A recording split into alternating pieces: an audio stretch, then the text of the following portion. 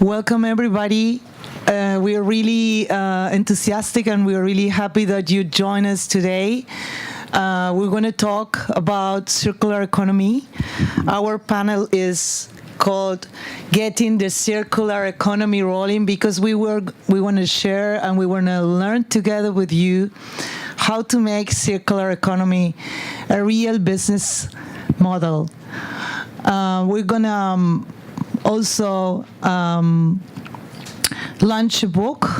I hope that most of you received a pen drive with a set of publications. One of them is a selection of cases of circular economy and SDG integration into the business model. I will tell you more about this project in a few minutes.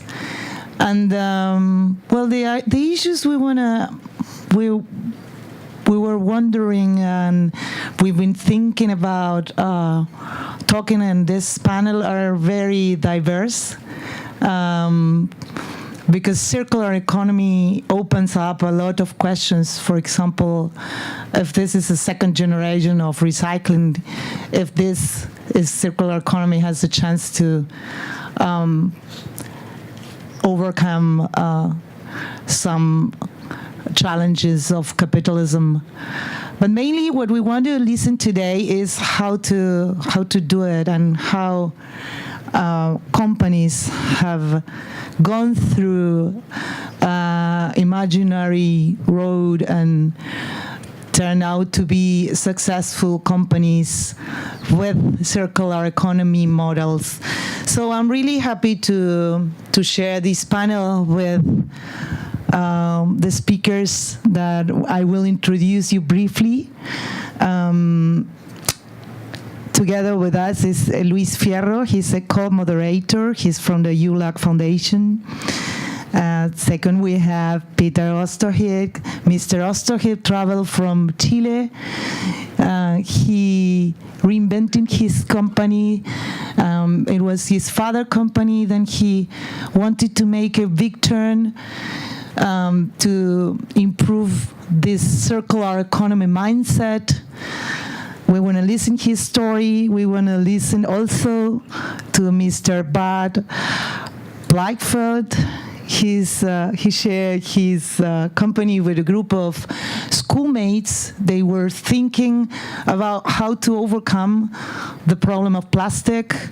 We will also listen to Dr. Carmen Hijosa, who was researching and testing a lot of ways until she found a solution to create organic leather.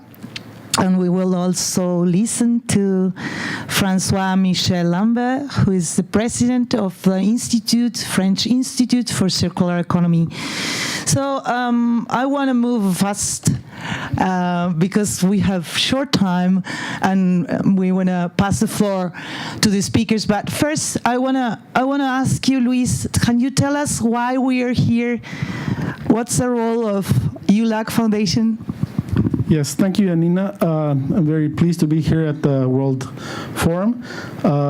We are very excited to have collaborated with InnovacionAL, Anina's company, and with the World Forum Lille to bring to you these case studies on circular economy and SDG integration into the business models. We launched a call for case studies, and we received 45 proposals, out of which we selected 16, which are published in the book that we just launched a few days ago, and that you have in the pen drive, or it's also on our website. And we will also have a second report coming out of this project on progress towards on corporate social responsibility and national action plans in the two regions, in Europe and Latin America and the Caribbean. Just very briefly, the EU-LAC Foundation is an international organization. It's made up of the 61 member states of the European Union and Latin America and the Caribbean. And the European Union itself is also a member. And we are based in Hamburg, Germany. And we have several lines of activities in this field. Another one is collaboration between clusters, between productive clusters in the two regions. We also have been working on internationalization of small and medium enterprises. We also have a industrial maps of Latin America project that now is expanding in Colombia to contribute to the peace process there by identifying areas of economic activity. And so we have been working in different areas related to boosting the productivity, competitiveness, and internationalization, especially of small and medium enterprises. And I was just talking right now with my panel colleague here. The circular economy is really a topic that interests us very much, and we hope to be able to work more in this field starting today. Thank you. Great, thank you, Luis. So I want to clarify that we've gone through a process in order to be here today, and I want to stress this point because we have carefully selected these business cases to come together today and talk to us about the process that they've gone through to reach at this to this point. So as we said before, we did a research on public policies, and we made a lot of interviews in Europe and Latin America, trying to understand what we need to learn and what we can learn together in Europe and Latin America, and which were the main issues that were those calling the attention of people. So the main two issues were circular economy and SDGs. This is why we launched this call. On circular economy, we have 7 cases, and here we have 3 companies representing the best practices that we have found during our research. So thank you so much for coming and sharing your experiences. And now I will pass the floor to Dr. Carmen Hinojosa from Ananas. The floor is yours. Bonjour à tous. Pardon. Comme ça, c'est mieux. Bonjour. I am going to speak in English, but if anybody wants to say something in French, I think I may manage that. And my clicker, and I'm ready. I like quotes, as you can see, and I think this particular quote from Goethe, courage, is what we all need if we are in the circular economy. I like to stand and walk, if that's okay with you. So courage is really key for everything we do in our work, I believe. I'm a material designer, researcher, creator. I work with plants. I work with fibers. I'm a maker, basically. And I'm going to tell you my story, because my story is totally related why I'm here in front of you today. And of course, every story has a journey. And my journey started in Spain. I'm from Spain. When I was 19, I left for Ireland. And I started my first company 2 years later. And I was making, as you can see there, products made with leather, luxury products.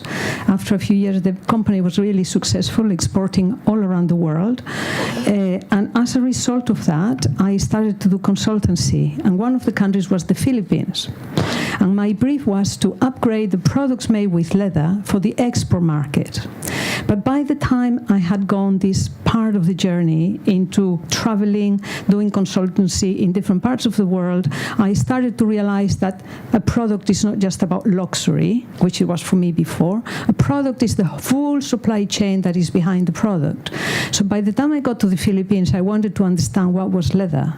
So I went to tanneries, and I was totally shocked to see how leather is produced. I was so shocked, and I thought this is such an ecological disaster that I decided there and then, basically, to stop working with leather.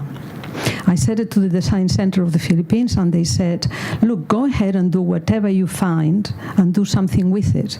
And this is really what I did. And it was quite a journey. I walked I mean, I didn't walk. I went around the country. I was going every year for several years, working from farmers to fiber producers to weavers to researchers to chemists to natural dyes.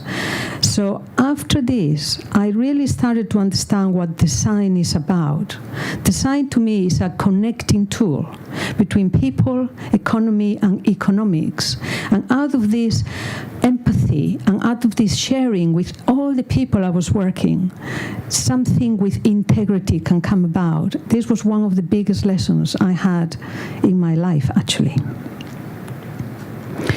So I just going to go through some of the products that they were done in about the 2000 and before that, to show you that really design and innovation has everything to do with upscaling and giving value to materials, maybe a waste, maybe natural fibers, which are very, not very valuable usually. It's through design and innovation that we can create something with added value.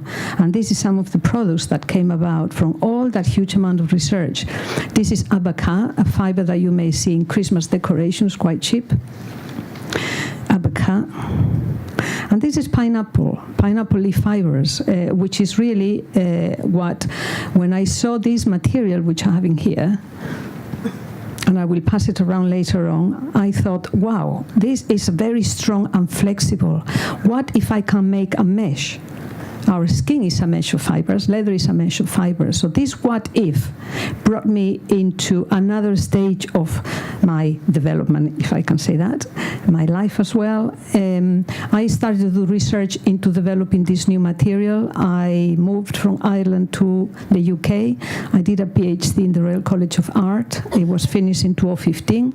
I had a company, just set up a company in I think it was 2013.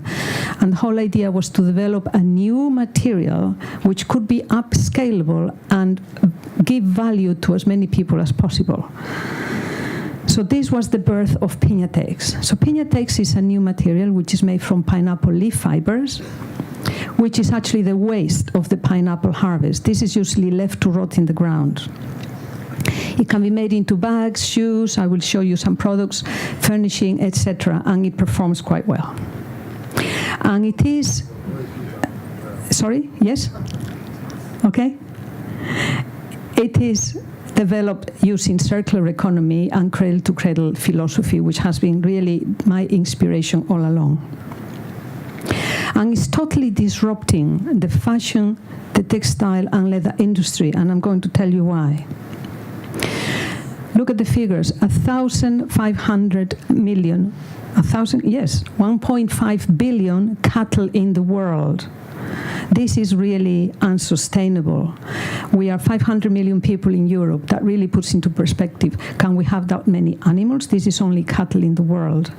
It's not just about using the byproduct, because we need to use those skins somehow. Okay, it's not very sustainable, but it really is a big issue. We've got to ask ourselves, how can we use so much land, so much water, so much food to have so many animals in the world? Totally unsustainable. And then we've got the fashion industry, and I think we all know possibly what is the waste of fashion industry, the huge amount of chemicals that are used. And if you think again, a little example, to make a t-shirt, a few grams of cotton, maybe about 100 grams, we use just to grow that cotton 2,700 liters of water. That is not very sustainable either, apart from the huge amount of chemicals that they use. And then it sounds like a little miracle, but I think it maybe is, if we have Piñatex and many other materials that are coming along. Now, think of 13 million tons of waste in the world, which are really total waste. We don't have to plant one single pineapple. And that represents roughly, hypothetically, about 550 million square meters of Piñatex from waste. I think it's totally wonderful. And I will just visually bring you through what Piñatex is. These are the fibers that you see there. They're just growing, rather drying in the farming communities. We work in the Philippines, and we are expanding to any other country that has pineapple. The second most popular fruit in the world, by the way, so it's wonderful for us. So what happens is that once the pineapple has been harvested, the farmers now can go back into the field, get the mature leaves, as you can see there. Excuse me. You want to come back? Yeah, just one. Right. Going to go to the pointer. Okay, you can see. So they take the mature leaves that otherwise they would have been left to rot in the ground. Does it work? No. Okay, and you can see what happens with a decorticating machine, which is a mechanical machine. They extract the fibers, and then you've got biomass.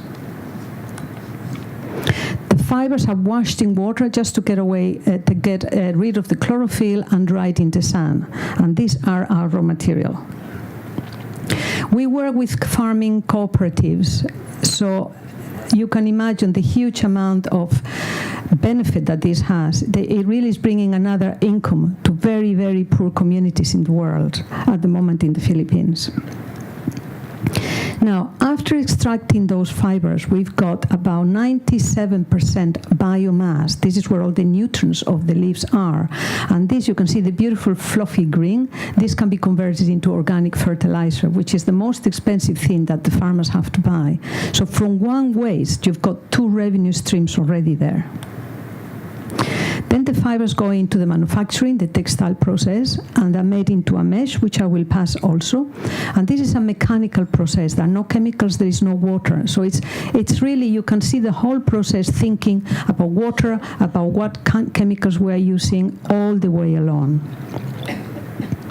Then the product is shipped, because we don't have finishing factories in the Philippines. It's shipped to Spain, where we do the finishing with coatings, and now we are developing bio-based coatings to have the product even more sustainable. And I think we spoke about circular economy, and what is circular economy? You probably know about, but basically circular economy is an economy that keeps materials as long as possible within this cycle, reusing them over and over again. It's the opposite of linear economy, which is, if I put this way, right?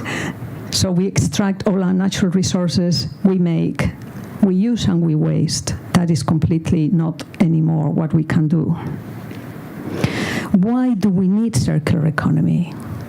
Because we cannot go on using natural resources the way we do today. It's just not sustainable anymore. It's not sustainable to use land the way we are using it. Water, natural materials, we've got to think differently. And this is why we're here today. And this is my favorite slide of everything, of all of them, because this is the supply chain of Piñatex, which you can imagine we had to develop it, and we are developing it as we go along, because it didn't exist. So you can see, let me see. Okay, so back into the field, cut the leaves, decorticated. They go into fibers that they go into one cycle, but let's go into the biomass. The biomass can go into biogas when we've got all the upscaling that we're doing now, natural fertilizer. It's a beautiful cycle and circle in there, you can see. And the other one goes this way. Okay, coating, finishing, it's sold. And eventually it will be either be biodegradable or reused again. So this is really, I think, a very, very clear example of what circular economy really means. So Piñatex, the product, is a brand. And this is terribly important for us, because the branding represents everything I'm telling you. It represents the transparency, the values, and the ethics that go into the product. And this is why people want Piñatex, because this is really a very clear example of what it really means. We are a business-to-business company, so at the moment we are selling our product in rolls, which is also very, what's the word?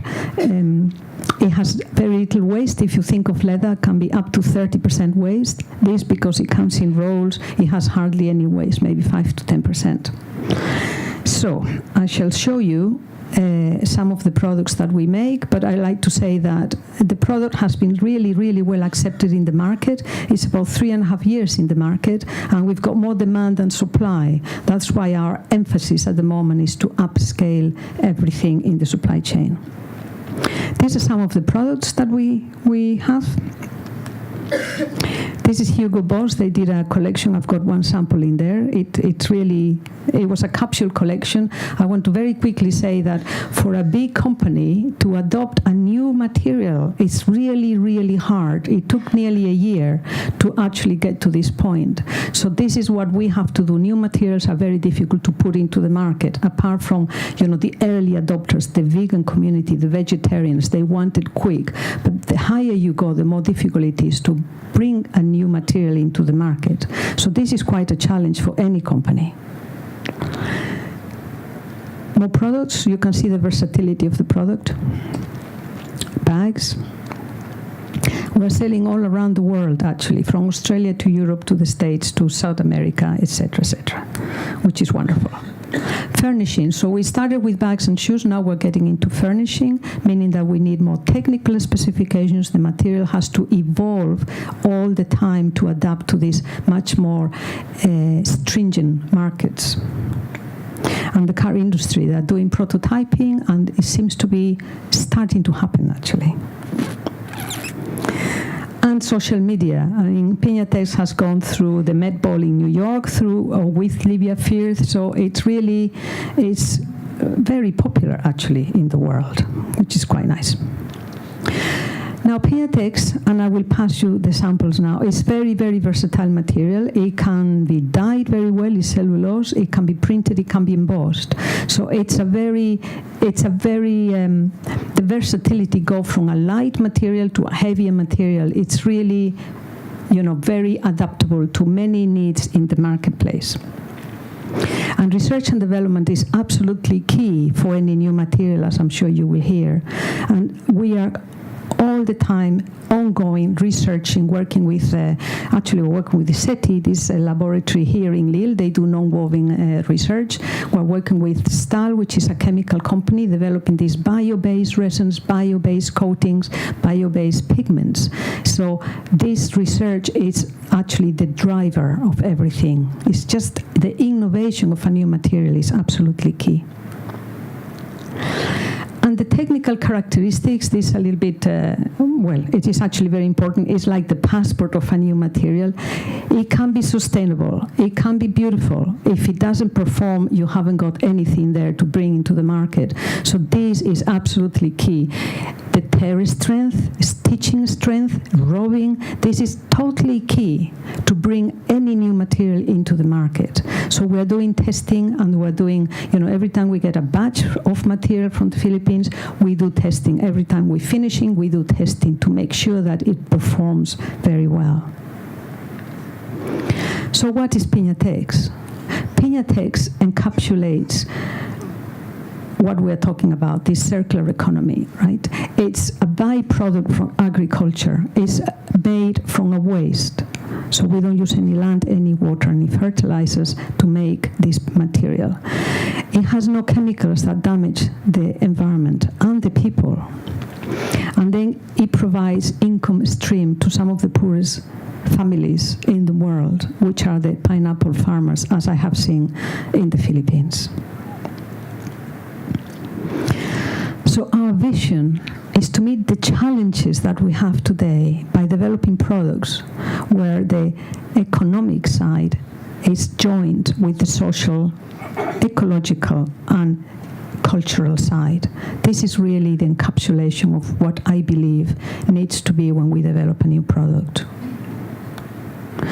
Thank you very much.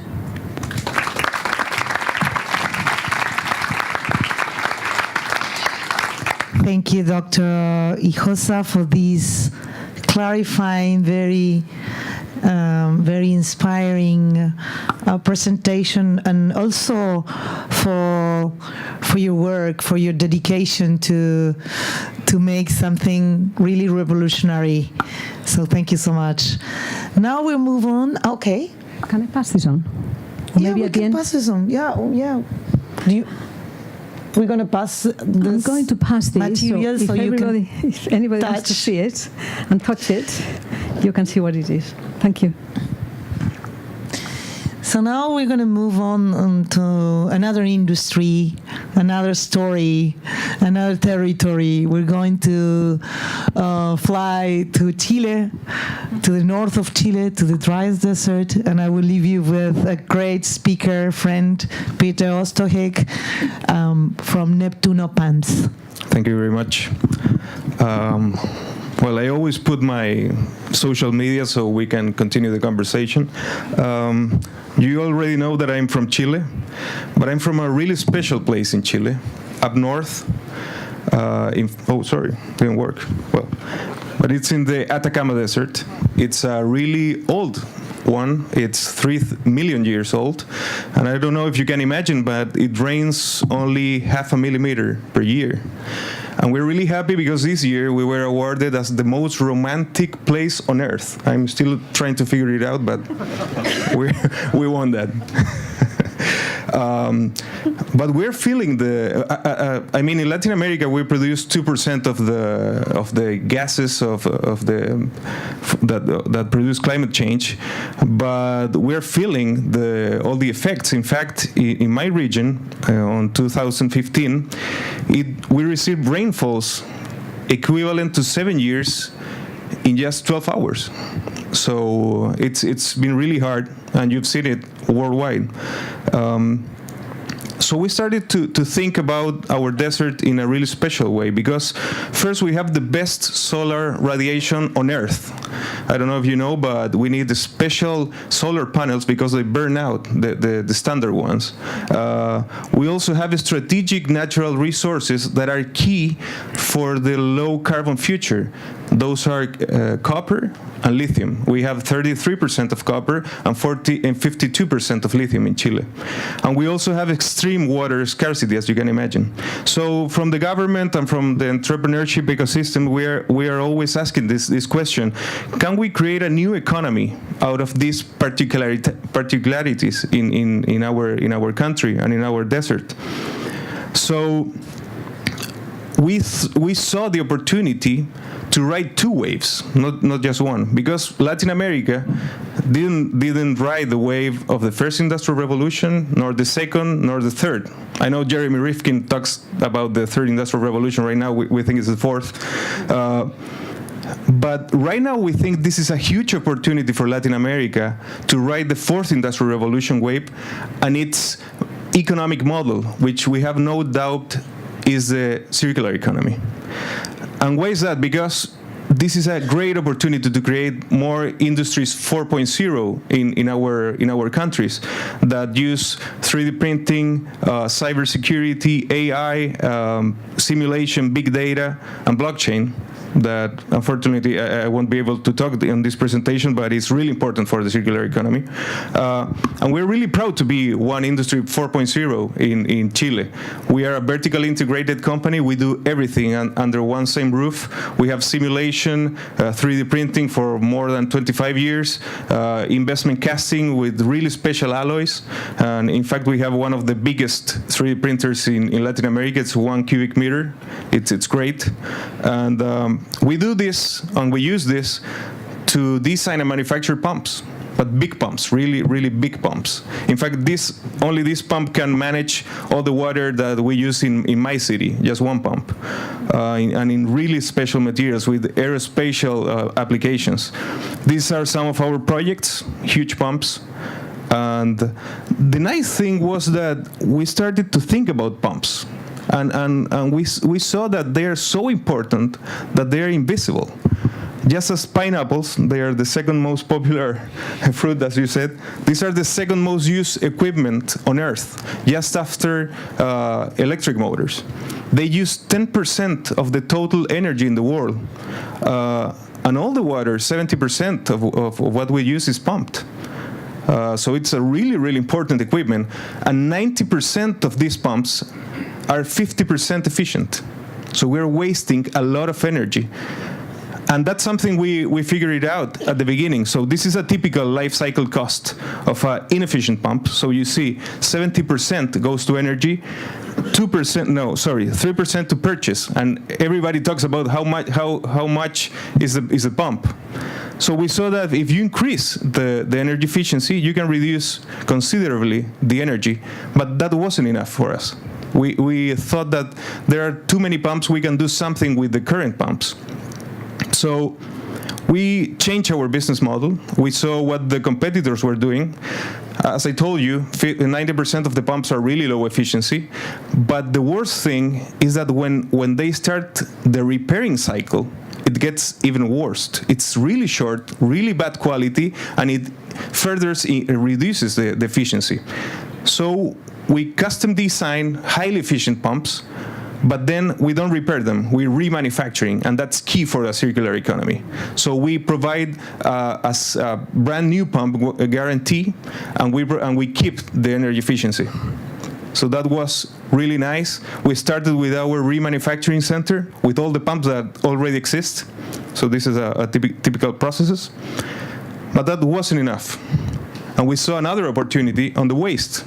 Our pumps, our competitors' pumps, for example, each plant, minings or some other type of industry, they generate 400 tons per month of metal waste, and nobody was doing anything in Latin America nor in Chile. So we said, okay, let's change what we do from our linear model, as you were saying. So raw materials, foundry, manufacturing, and there you go with your pump. And let's introduce recycling, remanufacturing, maintenance. But we also saw, as you said, that the key is design. That's the most important stage. That's where you take all the right decisions, where you decide if the materials you're going to use can be recycled, or if the pump can be really easily repaired or dismantled. Remember what happened with the iPhones, that it was really difficult to dismantle them. Hopefully this video, oh no, sorry. It's next. So we invest a lot on engineering, software, design, simulation, increasing the efficiency of our equipment. And we created a completely new line of pumps, BTPX. And the World Economic Forum, as you will see later, they call it the world's first circular pump. And we were really proud. We won some awards at the Circulars Awards in Davos. I got to meet Ellen MacArthur there. Really nice girl. Dame, sorry. So this is really technical, but what we did was to improve the efficiency. But this is, I think you will get it much better. Just with one component, we can replace 3. So it was a much more compact pump, much more efficient. This is how it looks. So what we did is the current existing pumps that look like this, usually one pump manufacturer would say, hey, get rid of this and buy a completely new one. We said, no, you can change just the important part, and we can use the materials of the part you are dismissing to create a new one. We can cast it, we can melt it and cast it. So we designed these new pumps with 30% less components. We could reuse up to 80% of the actual pump. We reduce the waste, and we can reuse the motors also. So this is what a pump looks. Hopefully this will work. I think it won't. Something is, well, I can show you with some examples. So we were really, we received a lot of attention with this. We won 3 awards in the Pump Industry Awards in the UK. And just maybe, as I said before, these pumps are so invisible that maybe you cannot figure out what is the impact of one pump system. This is what we do in one pump system. We save 34% energy, saving $1.5 million per year. And we reuse 60% of the old pumps. And we reduce the emissions of CO2 in 7,000 tons. Maybe it doesn't sound like something big, but this is how it looks. Those are 7,000 tons of CO2. It's huge. Each year, one pump system. We have millions of pumping systems. This is another one. Availability is another important thing. We have to increase the life cycle of our products 1,000%. Also, we broke a record, 26,000 hours and $1.3 million per year. That was a huge impact for this company. We started using new materials, reusable. There you see 3,000 hours versus 26,000 hours. And one of the last ones was this one. Sorry, I think, there you go. So also, we reduced 15%, 4,000 tons of CO2 that look like this. You're already familiar with this. And this was a great one. We came finalist in the pump industry award with this one. But the good thing is that we didn't have to change anything from the pumps. But we had to create this new component. It's a bearing box, but it started a new business model for us. And the impact was huge. $5 million per year. Oh, sorry.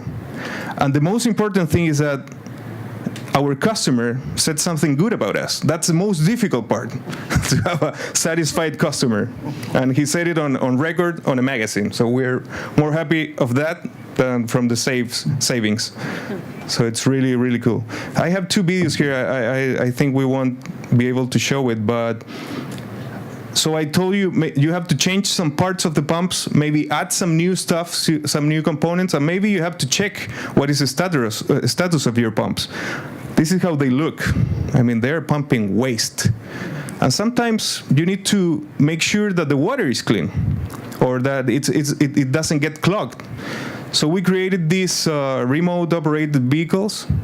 Sadly, I won't be able to show them, but it's a submarine that we put it on water, and it can show. Yeah, so sadly, it won't show, but oh, it works. So everybody says it's water, but you will see it's completely dark. But this, 100% of the people said this was impossible. And for us, just to be able to see that, that's a moneymaker. That's how we were able to have great savings, because you didn't have to take the pump out. That was one, and the other one is this one. You have no idea how the pipes are working, so we created this one, and you can see inside with the robot. You can save millions of dollars in these industries. So before that, you were blinded. You will see here that it goes out. It's really, really, really cool, and it saves a lot of money. So it's been great. So you see three different business models out of the circular economy. And we increased the availability of this case in 700% and $1 million in savings. Just with technology, not changing the pump. So last year we became the best manufacturer in the world. I mean, we're a family-owned business, 180 people, and we won over these huge linear economy guys. I didn't put the brands, but they are huge. 3,000 employees. One of them, they manufacture 60 million pumps per year. Can you imagine that? All the material, energy. So we're really proud to go from this, that was waste. Nobody did anything with this. They buried sometimes. I didn't say that, but it happened. To this. Creating jobs, new business models, and growth in our region. We're really, really proud of that. And it's not just happiness and rainbows, it's great business. We increase 25 to 30% our revenues each year. We increase jobs 15%. We are saving 60% of energy because we are just melting a previous existing material. And we reduce waste in 75%. And our customers are really happy because they can show a great sustainability report also. I showed this because, as I told you, we are a really small company. But when you think a new business model with the circular economy, you can be around these huge companies: Philips, Unilever, Caterpillar, Coca-Cola. So we are really proud of that too. And we're also excited to meet with the Sustainable Development Goals, not because we say it, number 9 and number 12, because we were selected amongst the 100 most sustainable solutions in the world. We're there. I really recommend you to read this list, and hope you enjoy it. So thank you very much.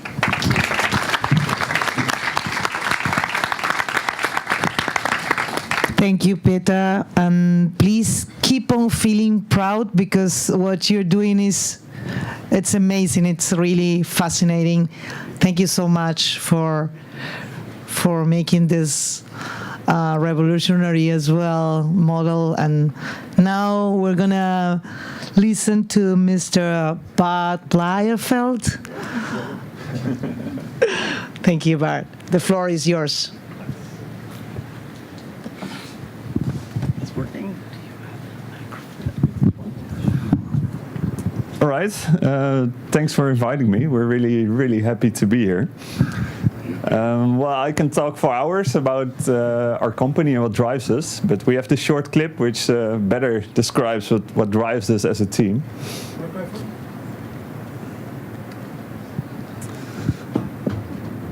It used to work.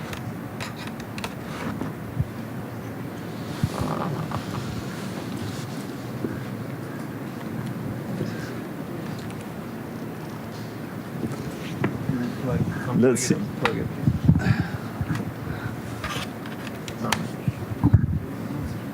It used to work great. Yeah. Unplug the HDMI.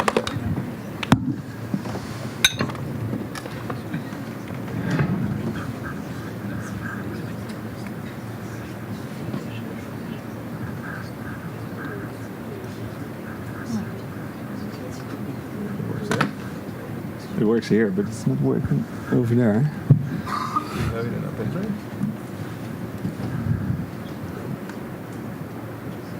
There you go. There you go. Yes. Try to put the microphone closer to you. Do we have sound? Could you turn on the sound? Yes. All right, let's try again. Destruction.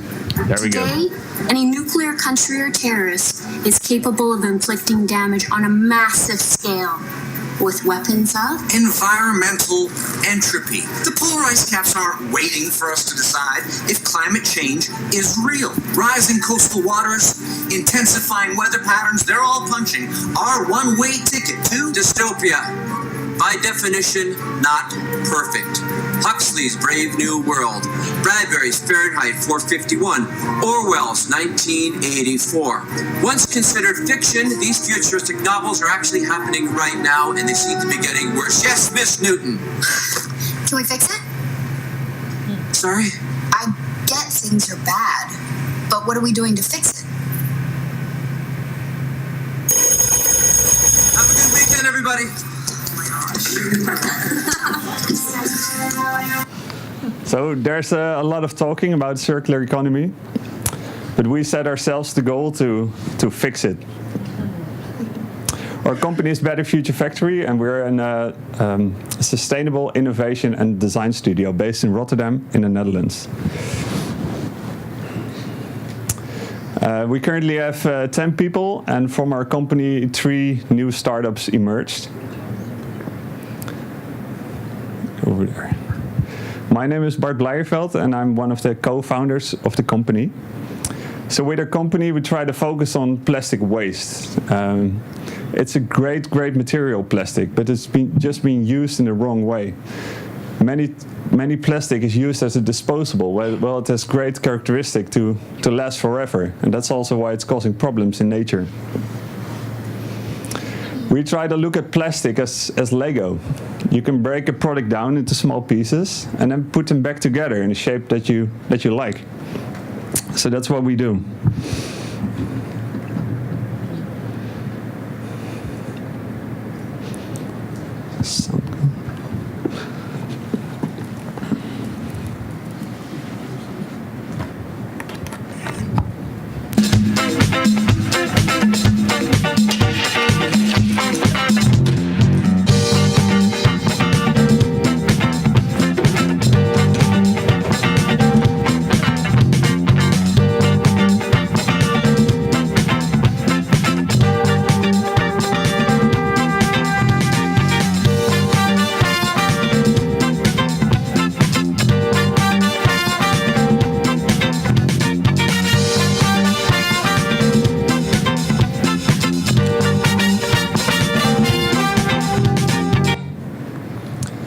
So that's what we do. We help companies find new applications, making new products of their plastic waste, but also recycle some of our own plastic, which was still my parents' place when I was young.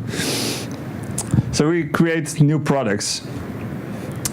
This, for example, is an award for the Royal Dutch Airlines. It's an award for an innovation award.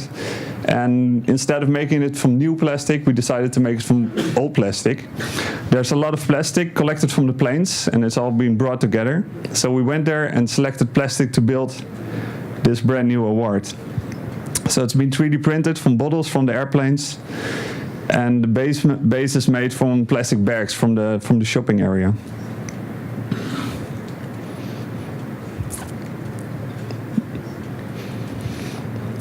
We also like to work with other materials. This is another example of an award.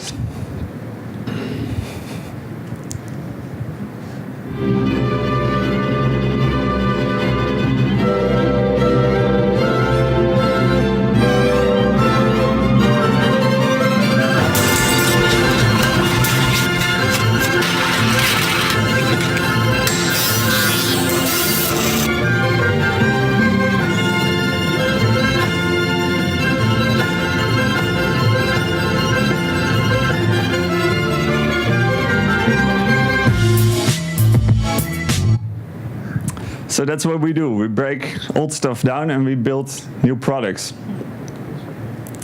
This award was actually made from award from a woman that did a lot of dog shows in the past. And we also help companies to create new products from plastic waste. This is a Corona bucket, but then made from plastic collected from the beach. And we help a coffee brand to, from the packaging waste from the factory, to create new products that will fit their portfolio and that can be used by their customers.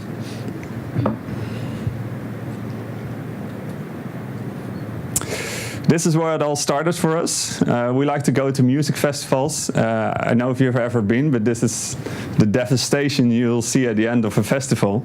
It's a lot of plastic waste on the festival.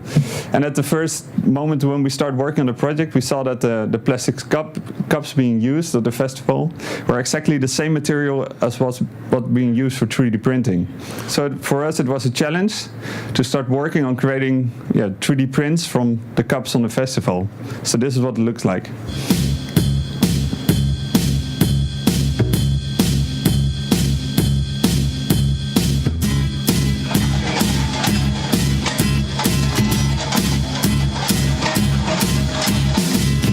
It's a great day, I'm feeling good. Oh, the possibilities of what I could do with the world at my fingertips. My imagination brings a smile up to my lips. Oh, fascinated, I'm moving fast. Oh, I'm optimistic as the days go past. Oh, opportunity is here for me. So come along and take a look because I want you to see. Yeah, the world is yours, look a little bit closer. If you want it, come and get it. You can take it over, you can make your tomorrows what you want them to be. You got the power in your hands to shape your history.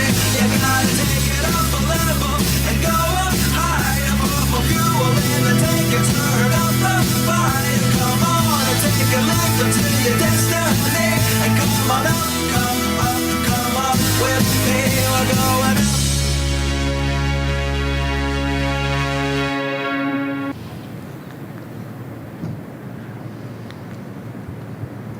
So even though our professor in plastics told us that it was impossible to create 3D prints from plastic waste, we proved him wrong and were able to 3D print from plastic cups.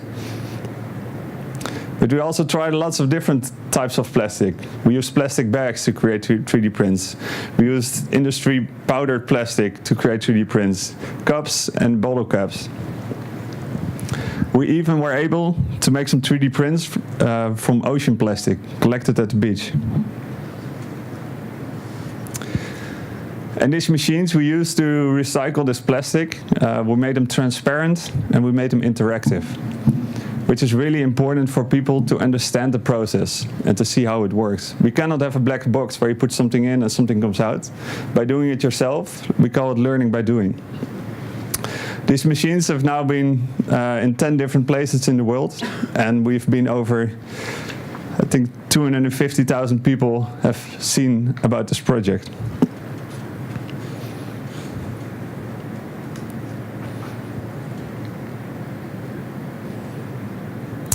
So what's the next step? Is what people asked us. Do I get my own recycling machine in my kitchen? I'm going to recycle my plastic in new products? We don't think so. People don't like cleaning, and people tend to be quite lazy when they're at home. So we had to make sure that the plastic was already recycled before they got it. So that's when we created our own line of 3D printer ink. Makers. We've made too much plastic, and we must make sure that we all stop making more. That's why Refill introduces fully recycled 3D printer filament. It's made from car dashboards. And if you use this filament instead of ordinary filament, you make everything you make fully recycled too.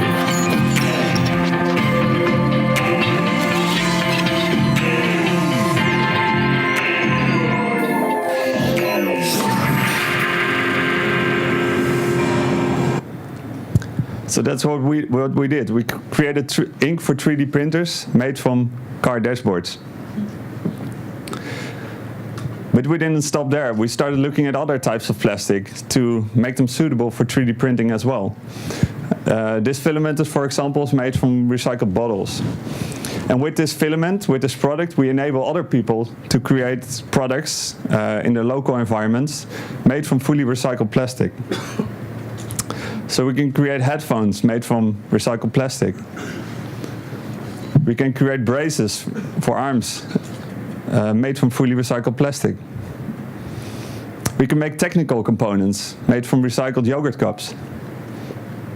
And we can create sunglasses made from recycled fridges. We don't add any colors, although people ask this a lot.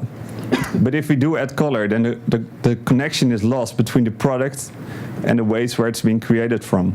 We always show the end product in the same picture as the waste, so you see where it comes from. If we would have a pink 3D print and a blue bottle, people wouldn't understand. We've been constantly working on making new streams of plastic waste suitable for 3D printing. These are, for example, the green bottles. And by now we have quite a portfolio of different materials suited for 3D printing. We're talking about local these days. We've seen that innovation doesn't work everywhere the same. So we got asked by a company to do a project in Angola, in Africa. And they said, bring your 3D printing technology there and do something about the plastic waste. But we said it's not possible. People are not trained to use 3D printers. The power drops out every now and then. So we have to find something that really fits to the local environment.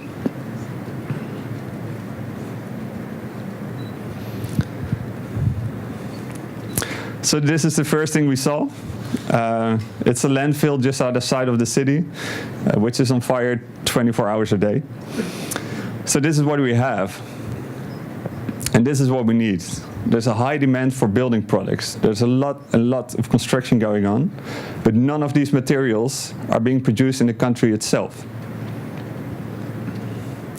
So can we not use this plastic waste as a source for building materials? What if it was a mine and everybody could use these materials to create new products? By using very simple tools that people without any prior education can use to create building products, a new type of marble, products that can be sold on the local market so people can get affordable sanitation.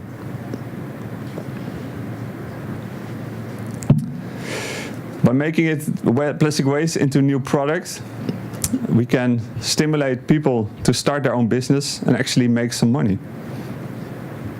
So we set up a pilot project in Angola, and we started collecting plastic waste. We didn't have to do any effort for this at all. The word of mouth spread around, and people were just bringing in plastic bottles. They started their own collection systems. So we ended up with 10 of these boxes of plastic bottles without doing anything. We tried the technology and it worked. So we were able to create the very first tiles made from plastic waste found in the biggest slum of Angola. Pedro, a guy who I was working with, he started his own tile making business, and he made beautiful tiles and creating beautiful spaces. Next to that, we got a lot of interest from other countries as well. This was in Cabo Verde. It's an island. It's already difficult to bring in the plastic to the island, let alone that somebody takes the effort to bring the plastic waste back to shore. So waste is everywhere, and especially in these places, there's a lot, and there's no recycling system. So it's burning. It's burning 24 hours a day. So we started working with a local entrepreneur, a woman called Maria, and we started setting up a slightly bigger pilot project where we trained local people to work with these machines.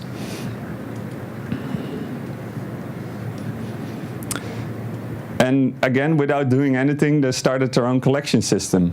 At some point, even the army was put to work to start collecting bottles on the island.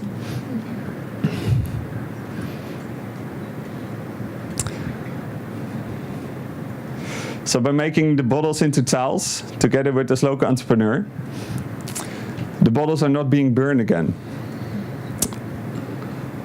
And we can create a local economy. At the moment, the pilot project is recycling about 7,000 bottles a week. And a couple months ago, I got a phone call from Maria, and she said, we're out of bottles. We recycled all the bottles on the island. So right now, they're starting collecting bottles from other islands and ship them into this island to be recycled into tiles.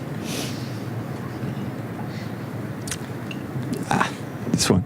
So one of the islands of Cabo Verde is now waste bottle free. We have some small production locations also in the Netherlands. And in the Netherlands, we can tell a different story, because here people care about the circular economy. Here it is important that the tile is not affordable, but that it's made from recycled plastic. So we can ask a premium price for it.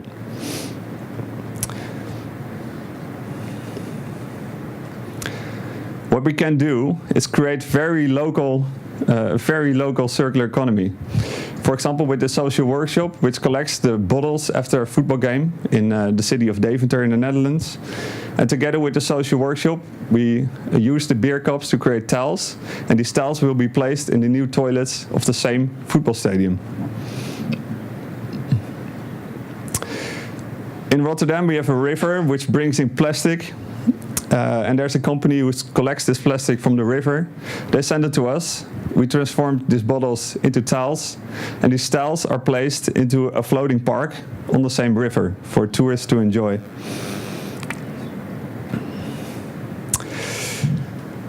It sounds easy this way, but when you have an innovative product made from recycled plastic, people start asking questions about guarantees, about safety, about certifications. It's the most simple product in the world. It's a square. But it took us 1.5 years to get a square fully certified to be used as a building product. That's what we do. We create beautiful products made from plastic waste, and we'll keep doing it. I'd like to conclude with a saying that we have in the city of Rotterdam, which is niet lullen maar poetsen, and it translates to well done is better than well said. Thank you very much.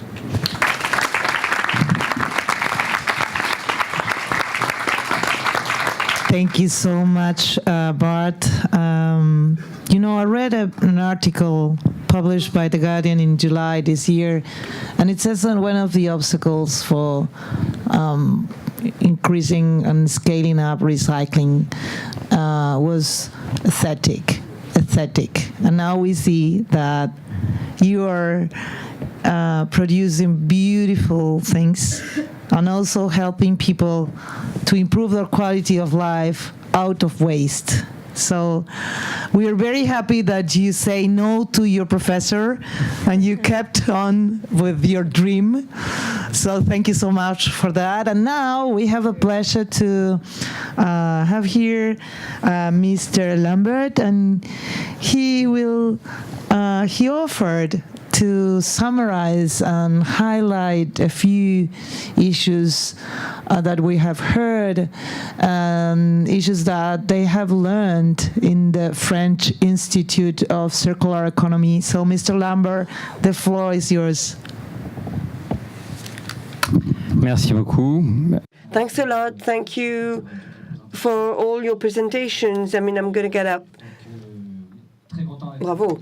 Delighted to be here to discover with you all these innovations coming from around the world, showing us that the circular economy question is not just a French nor a European question, it's a global one. And why is it a global topic? It's because humanity uses the equivalent of 2 planets in a year, and as there's not going to be a second planet parking next door to the first one, we're going to have to change the model to continue thinking and for humanity to continue going forward in terms of growth everywhere and for everybody. So it is necessary, no matter what place you're in, to rethink our models. I mean, we've seen the demonstrations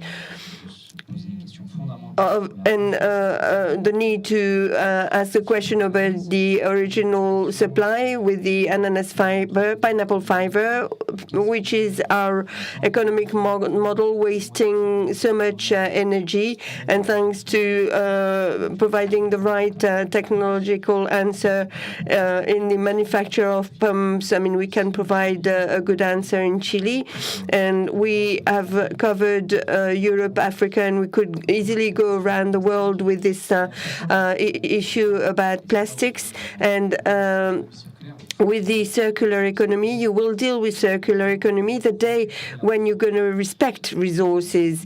The former European Commissioner in charge of environment, Potocnik, said, with 1 kilo of material, 1 liter of material, how do I create efficiency in productivity? How do I take it further for it to generate more wealth? And when it's not me, how can I, when I don't use it anymore, how can I transmit it to something else to re-inject it into the cycle? So the International Institute of Circular Economy, which I created 6 years ago in France, which is the main French structure with circular economy, we are consultants, we ask questions about our transformation models, new technical orientations, thinking about standards again, asking questions and offering improvements on taxes, and also talking about the way we cooperate and co-manufacture together. As I am a deputy, also a French MP, I pass on the relay at the French Chamber, and 3/4 of the people carrying the circular economy. I am I testify about the circular economy and its roadmap. I mean, we're part of the stakeholders in Europe also, but I would like to state that our world has to focus on the question of resources. If we are that comfortable today, it's through waste. I mean, whether it's taxes, whether it's regulations, whether it's the models implemented, whether it's culture that was passed on to us and impregnated with this linear economy, we've got to get this model to change. And for that, as a politician person, and to state the need for evolution, we've got 4 levers to use as politicians. The first one is the tax. how do we put a heavier tax burden on the bad axis, the wrong axis, and how, on the other hand, do we make it lighter on good practices?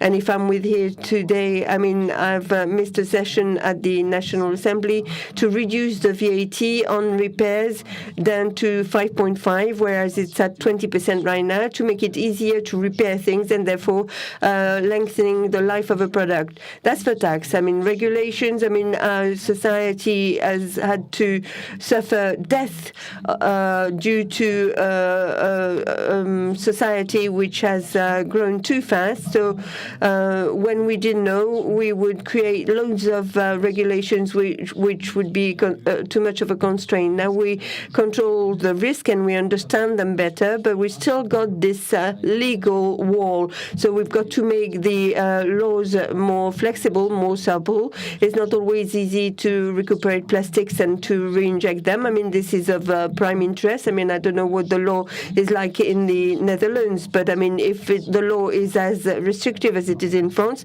it's not all that easy to use a waste plastic bottle and re-inject it in the industry or on the market as a new product.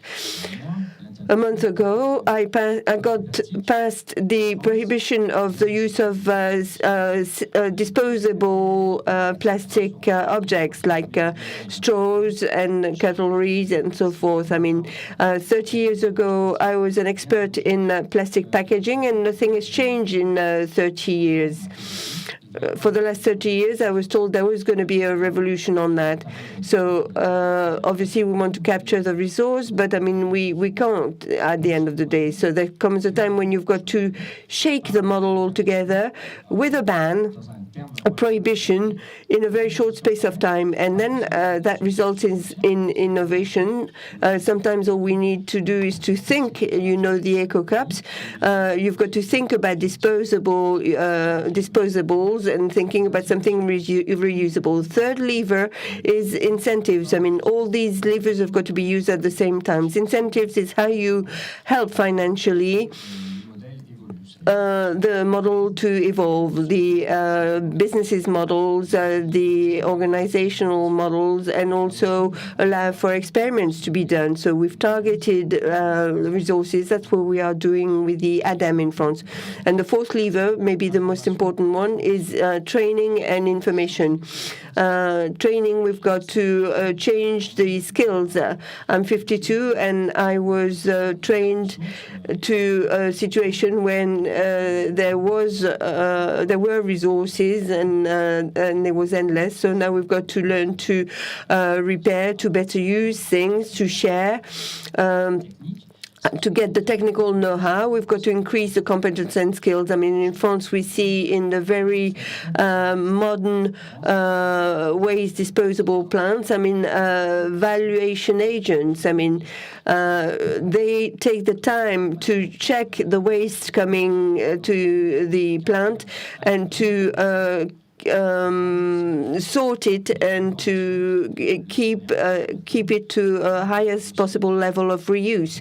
And the users have got to go from a model where it's buy and throw, and buying more and more and more, 42 pairs of shoes, buying, throwing, not sharing, having products which are of no use but in stock in cupboards. I mean, so all the things that we cannot and won't use. So these are the three political levers that we've got to use. We're going to work on that in Europe and in other countries too.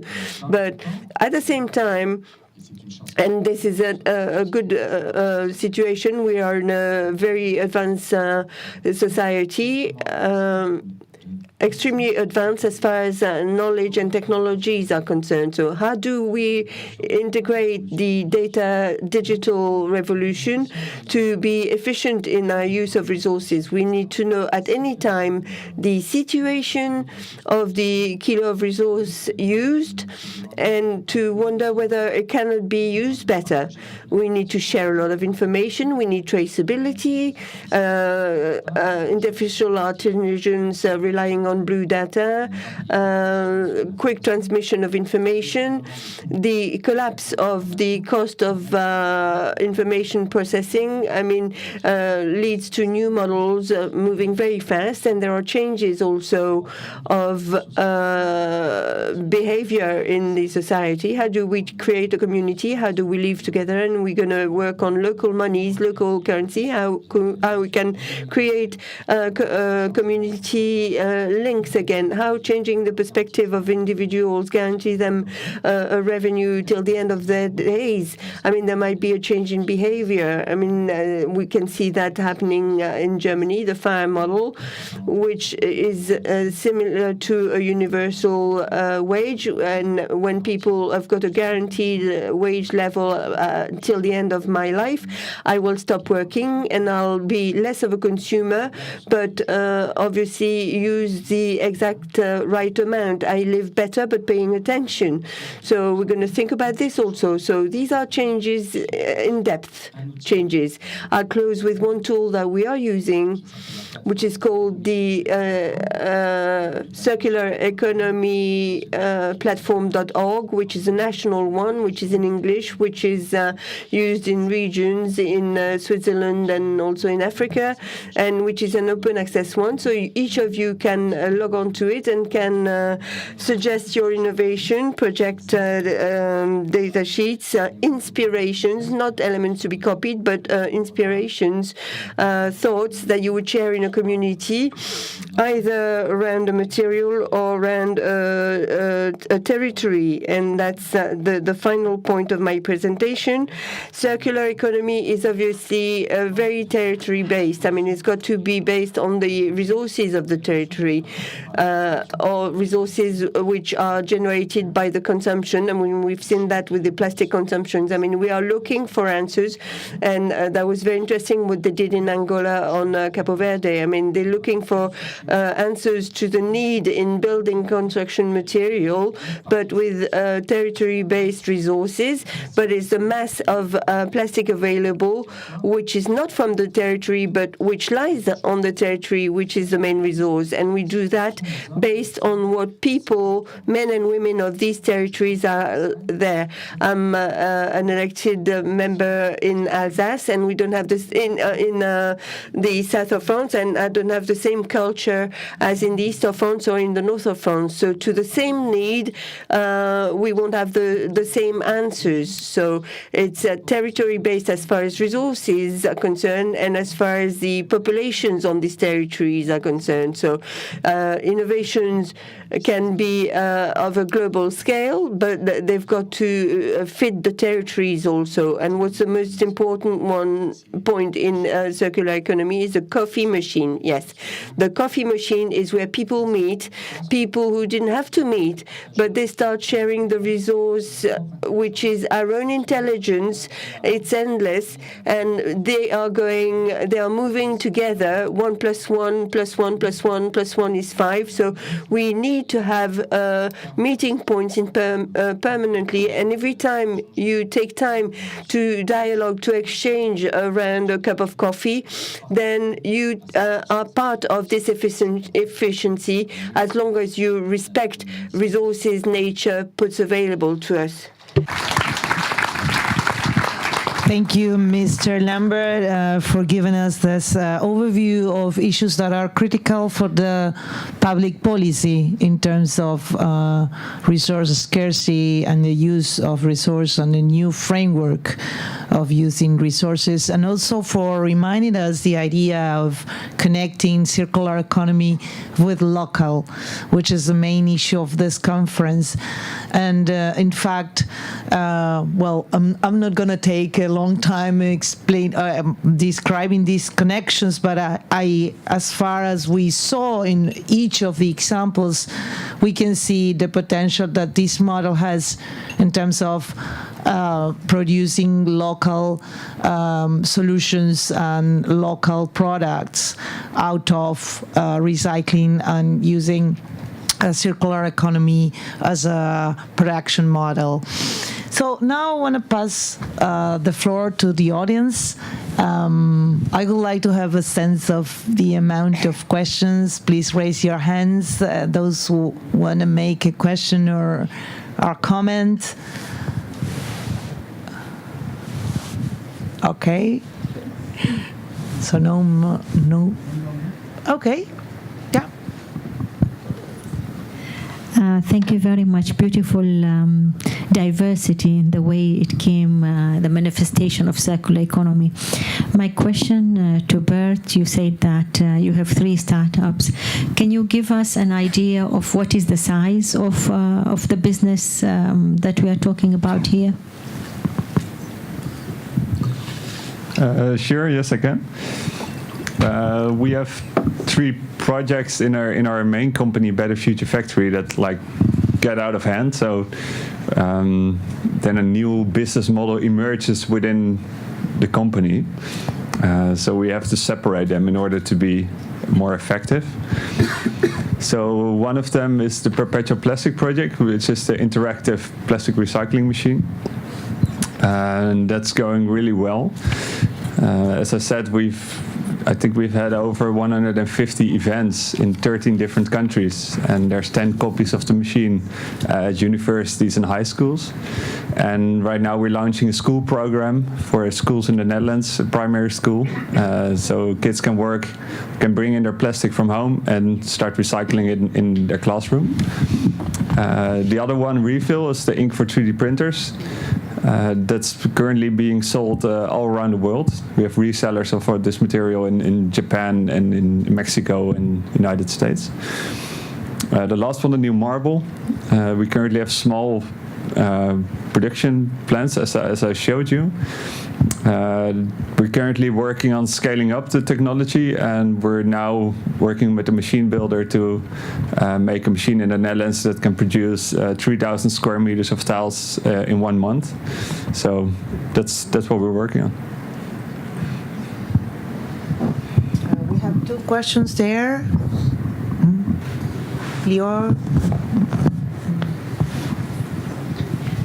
Okay, so my question is directed to Mr. Petar. And I did not fully understand the part where you were talking about the 3rd and 4th revolution. So I would like to know if on the cycle economy, we're talking about a 3rd revolution or a 4th revolution? Great question, because I don't know if you were able to go yesterday to Jeremy Rifkin's presentation. No? No. Well, I really I recommend you to see it on Vice. It's in YouTube. It's great. It's the same one. I think it's more philosophical. He talks about the 3rd industrial revolution. I think the 3rd one already passed, and is the introduction of the internet. And the 4th industrial revolution is the fusion of the virtual world with the physical world. So that's why I followed that knowledge path, and I think the World Economic Forum is the one that introduced the concept more heavily, together with the circular economy. But for me, for more that I like Jeremy Rifkin and I really admire his work, I think we're in the 4th industrial revolution. And as I show in that scheme, I think the economic model definitely is the circular economy. I mean, I cannot imagine talking about the circular economy without the 4th industrial revolution, because for me it's technology intensive. You need a lot. Right now we were discussing a lot of resources, but I forgot your name. Mr. Lambert. He described the importance, for example, of Internet of Things. I roughly said something about blockchain, but those are the technologies that will increase the lifetime of our products. It's not just that we want to recycle the materials or take care of the material. We want them to last as long as we can, and that is technology. Thank you very much.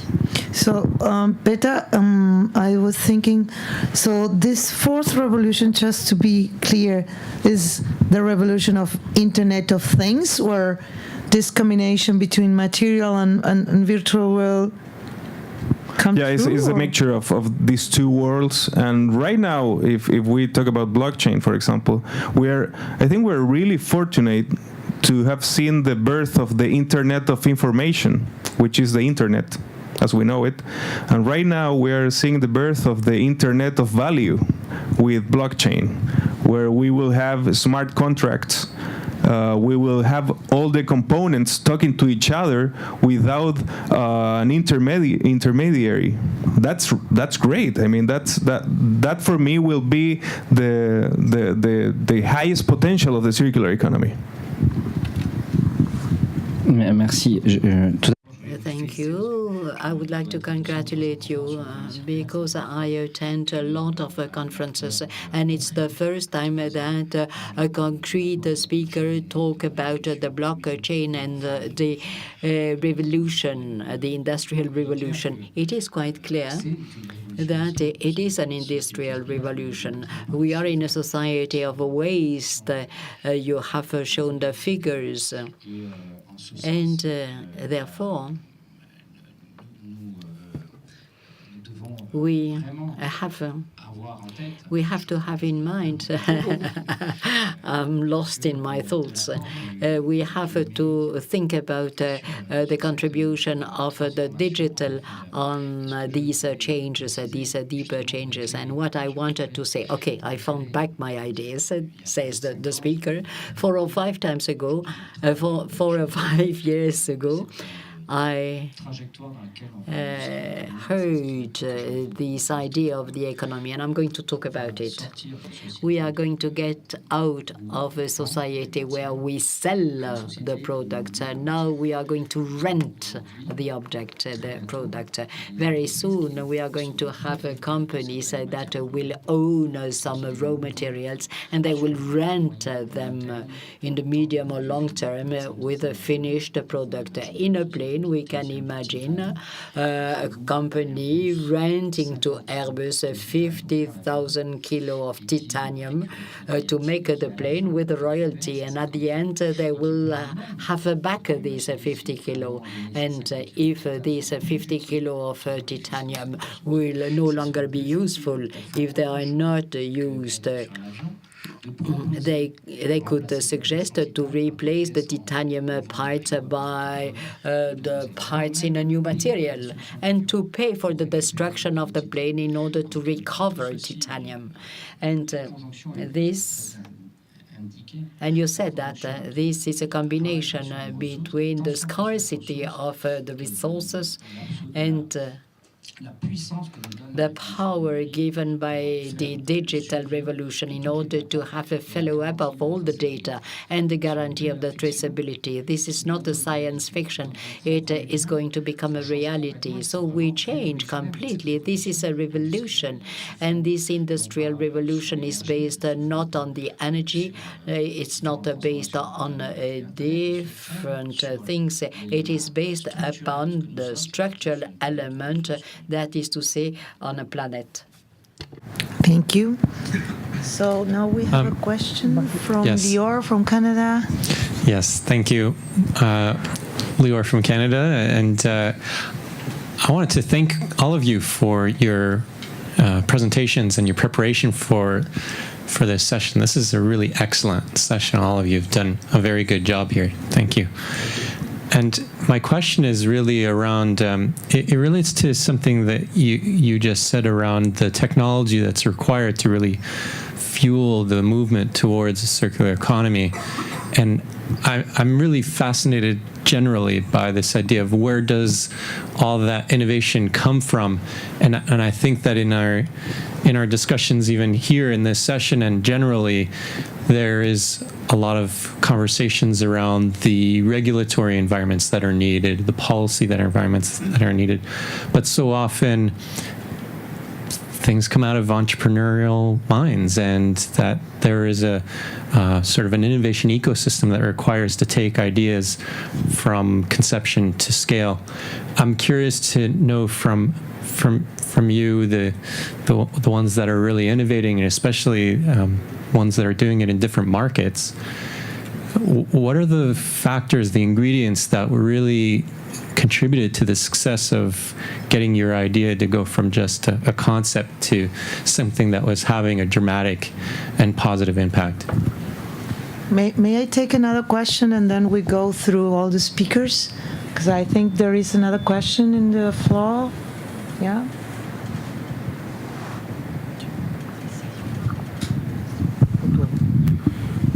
Bonjour, I'm going to speak in French because it will be easier for me if you don't mind.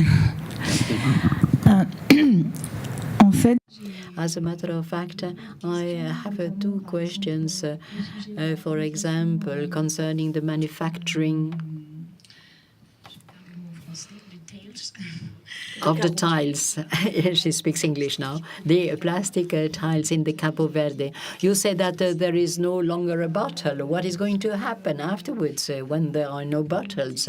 Because the problem is the following. Normally, if you continue to work on a really circular economy, we are going to have little and fewer wastes. So we are going to reinvent the economic model all the time.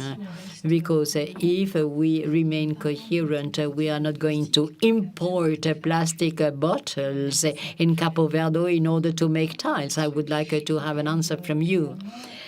And we do not speak often about the toxicity of the product, and I would like to know how you overcome this problem, because to reuse plastic in order to make other product, if you give the toxicity back in the new product, it is not something positive. So these questions emerge during many conferences I have attended, and I would like to know how you have overcome this problem, and to make a link between the fiber of ananas. And I believe, I think about the culture and the impact it has. Because now in some countries they have stopped some harvesting of the wheat in order to have a palm tree, because it's more profitable, and you do not have enough wheat to feed the population any longer. I would like to know whether you have thought about this idea, if you have thought about this idea when working on your project. The last question now.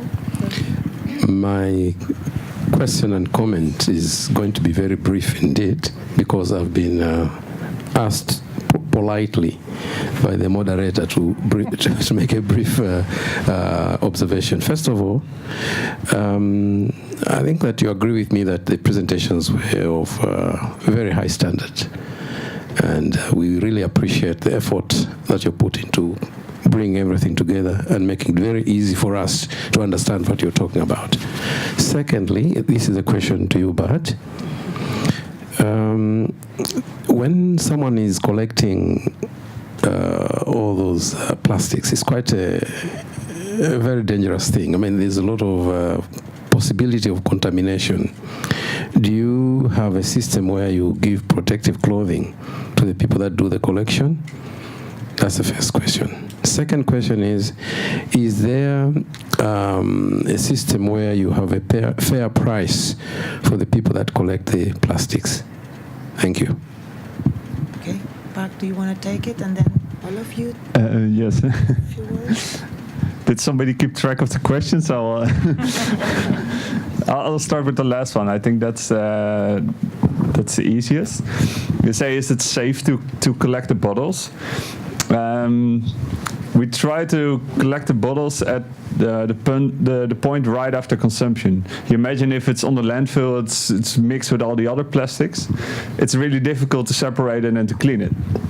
So what happens is that people go around, go to hotels, go to restaurants, and they just collect the bottles right after they pour the water out of it. So the bottles are almost perfectly clean. So that's the way to work with it. So we have to make sure it doesn't end up at the landfill, because that's a bit of the end. running out of time. I can answer the first one. I think the most important thing regarding the fourth industrial revolution is that it's democratizing the access to technologies. I can tell you, for example, the first 3D printer we bought 25 years ago was $500,000, and it printed like a piece like this. The biggest one we have right now is $50,000. So the access, it's key to new technology, and that's why we can fight to these big corporations that they are linear, and the only way to make profit is by producing 60 million pumps per year. Right now we can have low volume of production with high value. And with a new business model like the circular economy, you complete the circle, and that's what the new customer wants, and the local customer wants. And the other thing is the entrepreneurial mindset. Definitely, is you have to twist your mind and think of new ways to enter this new type of consumer. Yeah, I'm not sure. I'm not sure if you answered everything, but that person from Canada that you were saying about, thank you for that question.